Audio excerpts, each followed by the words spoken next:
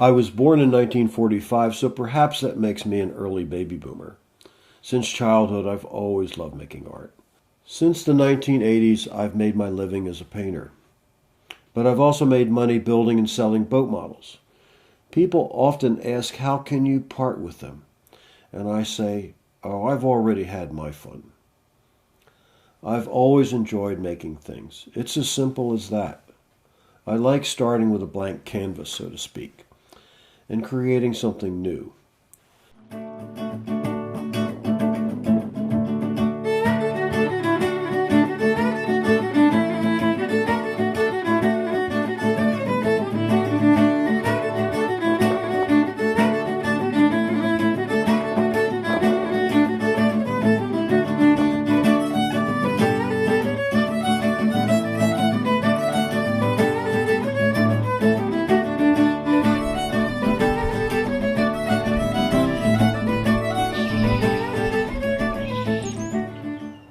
Ships in the ocean have always fascinated me. I appreciate the beauty of boat design and craftsmanship even in a simple skiff. I also love the stark beauty of the marshlands and the docks and warehouses of a working waterfront. Since 1989, my home has been in Lewis, Delaware's oldest town. Lewis was settled by the Dutch in the 1630s. It is now a small resort town where the Delaware River and the Atlantic Ocean meet. But until the mid-1960s, Lewis was, for almost a century, a major fishing port for the Menhaden fleet. Lewis is still truly a small town. Everybody knows everybody. My home and studio are in a house built in 1820. It was moved twice before ending up in town. Today, estuaries and coastal marshes surround the area, bordered on the east by Cape Penelope State Park, and to the north by the Prime Hook and Bombay Hook wildlife refuges. There is natural beauty in every direction. It's an inspiring place to live and work. When I was 18, I had to decide whether to go to art school or regular college. Fortunately, I was accepted at Franklin and Marshall College in Lancaster, Pennsylvania, and graduated in 1967. After college, I spent 4 years in the Air Force, and then worked in store design and advertising production. In 1989, I returned to marine painting, and have supported myself that way ever since. I don't approach every painting the same way. Sometimes I paint from pure imagination. Other times, my paintings are composed from scenes I've photographed at different times and places during field work. When I find an appealing subject, as a first step in developing my composition, I photograph it from many angles. Later, I crop and refine the images and tape several of them up over my easel. It's almost always necessary to move elements around to make a more effective composition. Occasionally, I even use my ship models to help visualize how a boat would look from a different angle.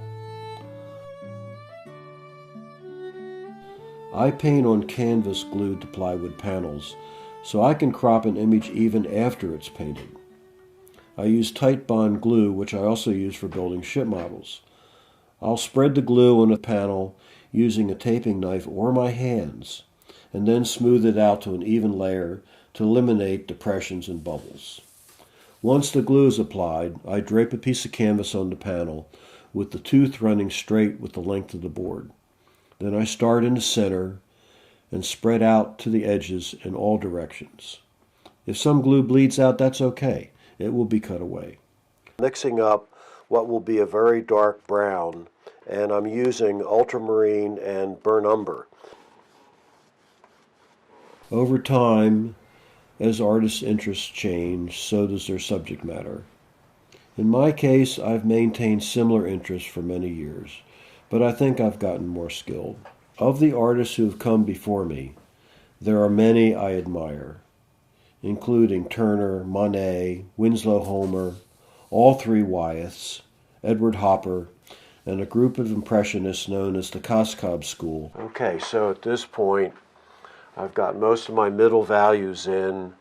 I'm starting to cut in my detail and probably at this point I would stop and let the painting rest.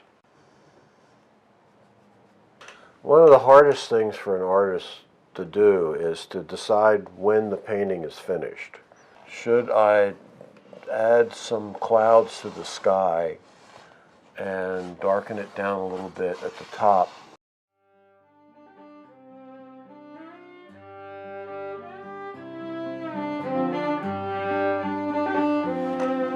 When the painting is done, I varnish it with gloss medium applied with a brush. I lay the painting flat on a table and spray it lightly with water. Then I squirt on gloss medium and brush it out. The water gives me time to coat the entire surface. Keeping it flat lets it dry without brush marks. If a month later I see something I don't like, I can paint over it, and that's an advantage spirit-based varnish does not allow. I sit on the Planning Commission for the City of Lewis. I served on the Lewis Historic Preservation Commission for 6 years. I am a trustee for the Rehoboth Art League and a board member of ArtCo, a state arts funding entity. I have always enjoyed volunteer work for a number of local nonprofits.